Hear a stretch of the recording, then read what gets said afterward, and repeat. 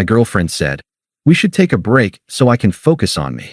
2 weeks later, I got a video of her with another guy, so I packed my things, left the apartment, and went completely silent. The next morning, she called me crying, begging me to come back. Hey viewers, before we move on to the video, please make sure to subscribe to the channel and hit the like button if you want to see more stories like this. Thanks. Throwaway account for obvious reasons. This all went down a few months ago, and I've been lurking on subs like this for a while, reading other people's stories to make sense of my own. Figured it was time to share mine, if only to get it off my chest and maybe help someone else going through the same crap. The title pretty much sums it up, but here's the full breakdown. Buckle up, it's a roller coaster of betrayal, silence, and some well-deserved karma. I met Emily back in college about 4 years ago. We were both juniors, thrown together in a group project for a marketing class. She was the outgoing type, always laughing, always the center of attention, with this infectious energy that pulled me in. Me? I'm more the steady guy. I work in software development now, nothing flashy, but it's stable and pays the bills. I grew up in a family where loyalty meant everything, so when we started dating, I was all in. No games, no half measures. From the jump, I showed up for her in ways I thought mattered. Early on, she had this rough patch with her family. Her dad got sick, and she was juggling school with helping out at home. I remember driving 3 hours every weekend to her parents' place, just to be there. I'd cook meals, run errands, even helped her mom with the paperwork for insurance stuff. Emily would say things like, "You're my rock, Alex. I don't know what I'd do without you." And I'd just smile, because that's what you do when you love someone, right? You support them. Flash forward a couple years, and we moved in together after graduation. It was this cozy apartment in the city, nothing fancy, but it felt like ours. I handled most of the rent at first while she figured out her career in graphic design. She had big dreams, talking about freelancing and building her portfolio. I encouraged that, even turned down a better job offer out of state because she wasn't ready to relocate. "We'll make it work here," I'd tell her, "as long as we're together." In hindsight, maybe I was too accommodating. I sacrificed a lot, nights out with friends, extra hours at work to cover our expenses, because I believed in us. She seemed appreciative, at least at first. We'd have these quiet evenings where she'd curl up next to me on the couch, sketching while I coded, and it felt solid. But things started shifting about 6 months ago. Emily got more distant. She'd spend hours on her phone, scrolling through social media or texting friends I didn't know much about. Our conversations turned superficial, less about our future, more about her frustrations with work. I try to talk it out, like, "Hey, if something's bothering you, let's figure it out together." But she'd brush it off with a smile that didn't reach her eyes. "I'm fine, Alex. Just stressed." Then came the night that kicked everything off. It was a Thursday, I think, ordinary evening. I'd made dinner, her favorite pasta dish, hoping to reconnect. We were sitting at the table, and out of nowhere, she sets down her fork and says, "We need to talk." My stomach dropped. Those words never lead anywhere good. I nodded, keeping my cool. "Okay, what's up?" She leaned back, crossing her arms like she was rehearsing this. "Look, Alex, I love you. You're amazing. But I've been thinking, I need some space.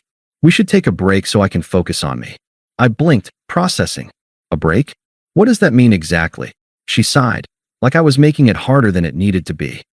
"It means I need time to figure out my own stuff, my career, my goals. We've been together since college, and I feel like I've lost a bit of myself. You're always there, which is great, but it's suffocating sometimes.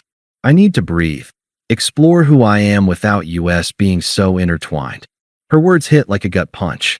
Suffocating? I'd bent over backward to give her space when she needed it. But I stayed calm, no yelling or pleading. "So what are you saying? We're pausing everything? Dating other people?" She shrugged, avoiding my eyes. "Not necessarily dating, but yeah, space means space. No expectations. I still care about you, but I have to prioritize myself right now. It's not about you, it's about me growing." There it was, that smug undertone, like she was enlightened and I was the clueless one holding her back. Her logic was twisted. We'd built this life together, but now it was all about her journey. I could have argued, pointed out how I'd put her first so many times, but what was the point? If she wanted out, begging wouldn't change that. So I just said, "All right, if that's what you need. She looked surprised, like she expected more resistance. Really? You're okay with this? I'm not thrilled, I admitted. But if you need space, take it. I'll crash on the couch tonight. Give you the room. No, stay in the bed. I'll take the couch. She smiled faintly, like we were being mature about it. But there was this dismissive edge, like she'd already checked out. That night, I lay awake, staring at the ceiling. Confusion swirled in my head. Had I missed signs? Was I really suffocating her? I replayed our relationship. The time I skipped a work trip to be at her art show, even though it meant passing up a bonus. Or when her car broke down, and I loaned her mine for weeks while I took the bus. I'd given so much, and now I felt like a backup plan she could pause at will. It hurt, but I respected her request. No calls, no texts. I moved to a buddy's place the next day, telling her I'd grab the rest of my stuff later. She nodded, almost relieved. Thanks for understanding, Alex. This'll be good for both of us. Little did I know how quickly good would turn to garbage. The 2 weeks that followed were a weird limbo. I threw myself into work, hitting the gym more, trying to fill the void. Mornings I'd wake up on my friend's lumpy couch, checking my phone out of habit, no messages from her. Part of me hoped she'd reach out, say she missed me, but nada. Radio silence. It stung, that unfairness of it all. Here I was, loyal to a fault, giving her the space she demanded, while wondering if our years together meant nothing. Friends told me to move on, but I wasn't ready. I still believed in us, stupidly maybe. Flashback to a month before the break. Emily had been down about a freelance gig falling through. I surprised her with tickets to a design conference she'd been eyeing, dropped a chunk of savings on it. Alex, you're the best, she'd said, hugging me tight. No one gets me like you do. Now, in the silence, that memory twisted the knife. Had it all been one-sided? About 10 days in, I started hearing whispers from mutual friends. Emily's been out a lot, one said vaguely. I didn't pry, didn't want to seem desperate. But then, on day 14, my phone buzzed with a message from an acquaintance, Sarah, who we both knew from college.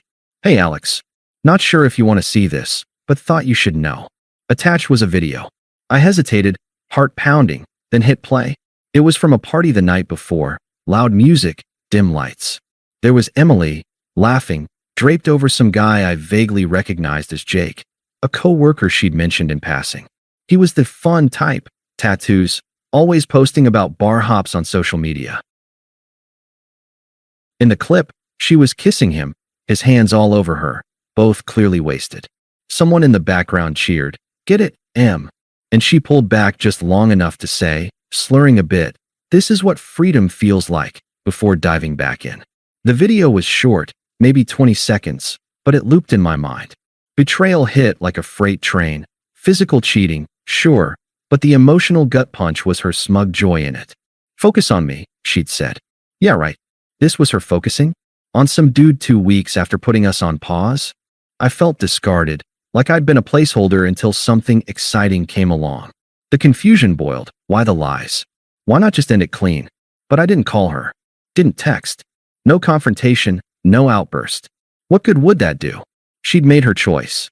Instead, I sat with it for a few hours, letting the anger simmer down to resolve. Then I drove back to the apartment that evening while she was still out. Packed my essentials, clothes, laptop, a few books, into boxes. Left the key on the counter with a short note. "Apartment's yours. Utilities are in my name. I'll transfer them out. Take care." No drama, no accusations. Just detachment. By midnight, I was back at my friend's, phone on silent. I blocked her temporarily, not out of spite, but to protect my peace. That night, I didn't sleep much. Stared at the wall, processing the unfairness. Why me? I'd been committed, undeservedly mistreated like this. But in the quiet, something shifted. The silence wasn't weakness, it was dignity. I started journaling a bit, listing what I wanted for myself. A promotion I'd been eyeing, travel I'd put off, rebuilding my social life. For the first time, the confusion cleared a path to clarity. This wasn't the end, it was a reset.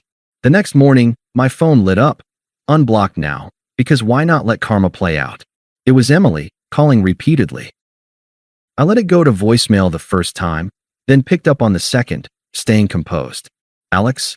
Oh God, where are you? I came home and your stuff's gone." The note, "What the hell?" Her voice was shaky, laced with tears. I kept my tone even. I saw the video, Emily. From the party. Silence, then a sob. What video? Wait, Sarah sent that? It's not what it looks like.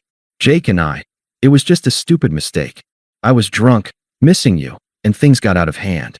The break confused me. I thought we were on pause, not broken up. You weren't supposed to see that. Her excuses poured out, twisted logic at its finest. I needed space, but that doesn't mean I stopped loving you. Jake means nothing. He's just a friend from work. We kissed. Yeah, but it wasn't cheating because we're on a break. Like in Friends, remember? Ross and Rachel. I almost laughed at the hypocrisy. A break you suggested to focus on you. Looks like you focused elsewhere. She sniffled, voice cracking. Please, Alex. Come back. We can talk this out.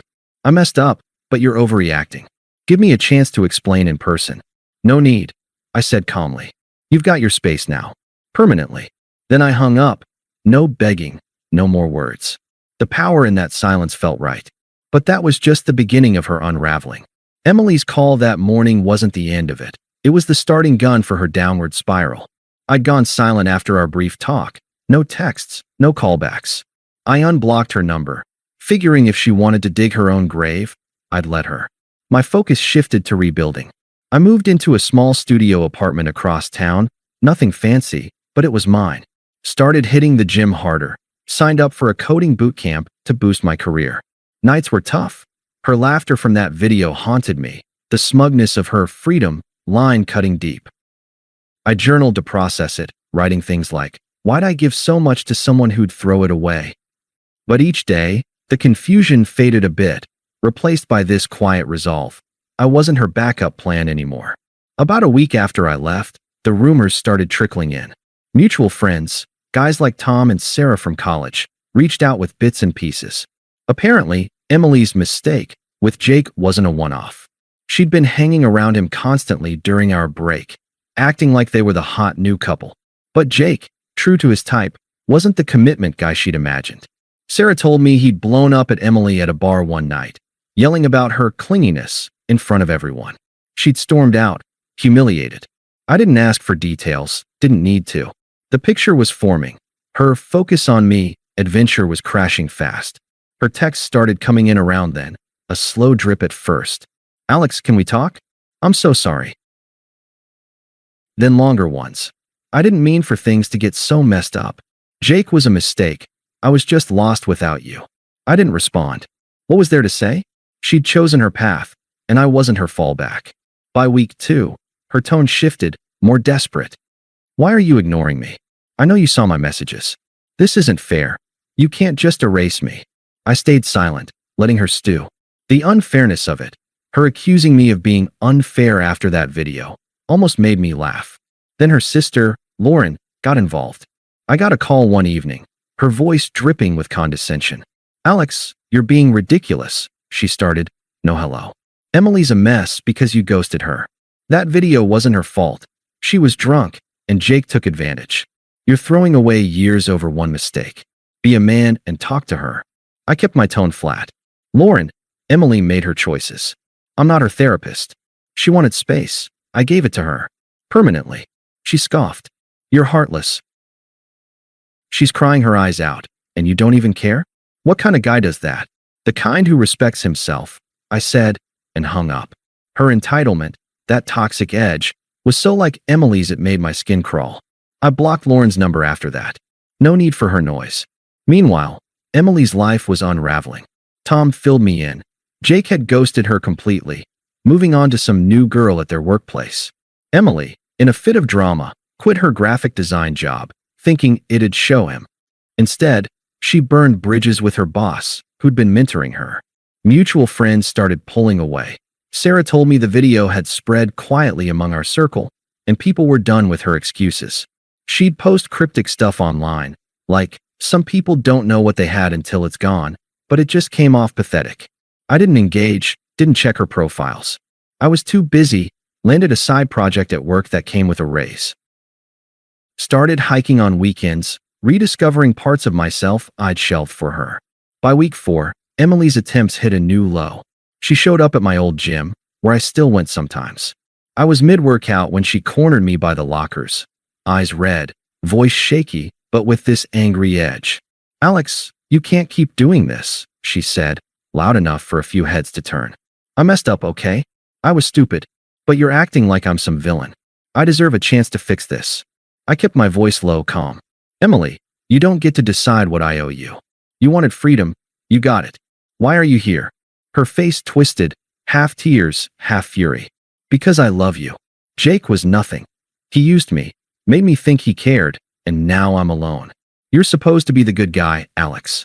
Don't you care at all?" "Not anymore," I said, meeting her eyes. "You made that choice for both of us." I walked away, heart pounding but head clear. Her shouting my name as I left echoed, but I didn't look back. That was the moment I knew. She was unraveling, and I was already halfway to free. Fast forward a couple months. I was in a good place. New apartment, new side hustle.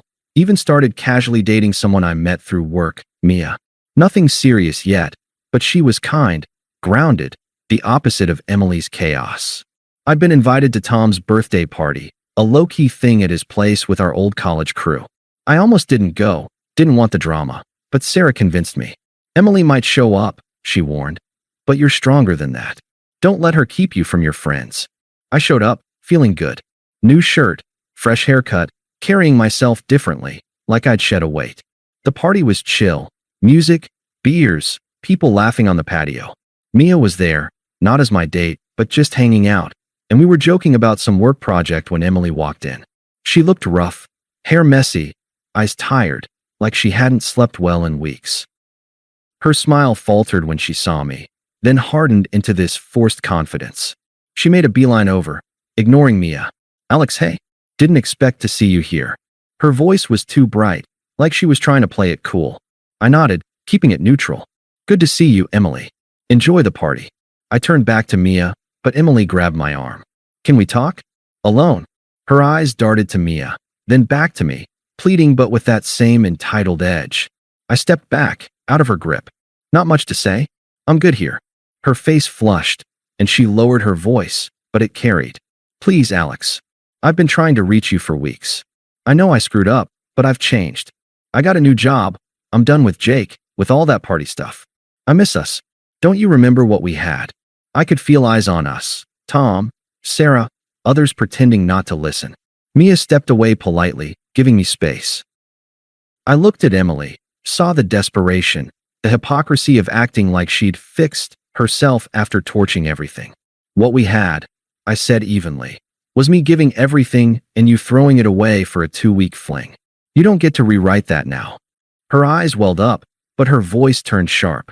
"So that's it? You're just done? I'm trying to make things right, and you're acting like some cold jerk who never cared. I thought you were better than this, Alex." That was her true colors slipping out, anger when she didn't get her way. I didn't flinch. "You thought wrong.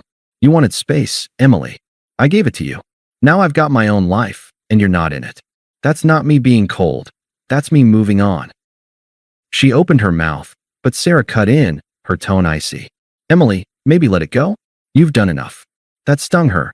Mutual friends had clearly shifted sides after the truth spread. Emily glared at me, then at Sarah, and stormed out, muttering something about wasting her time. I didn't follow. Didn't need to. The party went on, and I laughed with Mia and Tom like nothing happened. But a week later, Emily tried one last time. A long text, sent at 2 a.m. "Alex, I can't stop thinking about you. I see you're doing well, and it kills me because I know I lost something real. I'm in therapy now, trying to be better. Can we just meet for coffee? I need closure." I waited a day, then replied with the final nail. "Emily, I wish you well, but there's no closure to give. That chapter's closed. I've built a life that doesn't include you, and it's better for it. Take care of yourself." Sent, then blocked her for good. No sympathy, no apologies, just facts. She was irrelevant now, a lesson learned, not a regret. Looking back, that video was the wake-up call I needed. It hurt like hell, sitting with the betrayal, the confusion, the silence. But it pushed me to rebuild stronger. I'm up for a promotion now, planning a solo trip next month, and yeah, things with Mia are looking promising. Emily's out there somewhere, probably still picking up the pieces of her freedom. I don't think about her much anymore, just enough to appreciate how far I've come. If you're reading this and stuck in a similar spot, trust me, sometimes silence is your loudest move. Walk away, build your own path, and let karma do the rest. Thanks for watching. Make sure to subscribe to the channel and hit the like button. What do you think about this story? Share it in the comments.